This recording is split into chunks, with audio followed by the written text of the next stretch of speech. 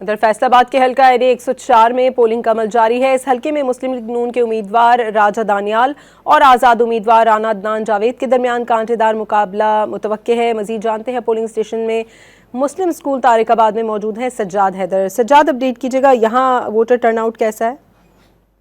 जी, इस टाइम हम मौजूद हैं NA 104 पर। यहाँ पर पोलिंग स्टेशन की तादाद जो है वो 375 बनाई गई है और इसके साथ अगर वोटर्स की बात की जाए 5,56,351 जो वोटर्स की तादाद है इस हल्के में। और यहाँ पर उम्मीदवार जो मुस्लिम लीग नून की तरफ से है, राजा दानियाल जो है और राजा रियाज के साहबजादे, वो मुस्लिम लीग नून के से उम्मीदवार हैं। इनके मद्दे मुकाबल जो उम्मीदवार है वो आज़ाद हैसियत में इलेक्शन लड़ रहे हैं, राना अदनान जावेद। इनके दरमियान जो वो मुकाबला मुतवक्को है। और टर्नआउट की बात की जाए तो इंतहाई कम टर्नआउट है। अभी तक जो है वो 5% यहाँ पर टर्नआउट हुआ है। खवातीन के पोलिंग स्टेशन पर मौजूद खवातीन की तादाद भी इंतहाई कम है और मर्द हजरात की तादाद भी कम है। और अगर तमाम ओवरऑल फैसलाबाद के 5 हल्कों की बात की जाए, जहाँ पर 2 कौमी असम्बली की नशस्तों में इंतखाबात हो रहे हैं और 3 सूबाई असम्बली की नशस्तों पर इलेक्शन करवाए जा रहे हैं, उनके टोटल जो पोलिंग बूथ बनाए गए हैं वो 1275 पोलिंग बूथ बनाए गए हैं। और इसके साथ जितने 5 हल्कों की पुलिस सिक्योरिटी जो लगाई गई है वो 6,500 के करीब पुलिस एहलकार ड्यूटी सर अंजाम दे रहे हैं। सिक्योरिटी के भी सख्त इंतजाम किए गए हैं।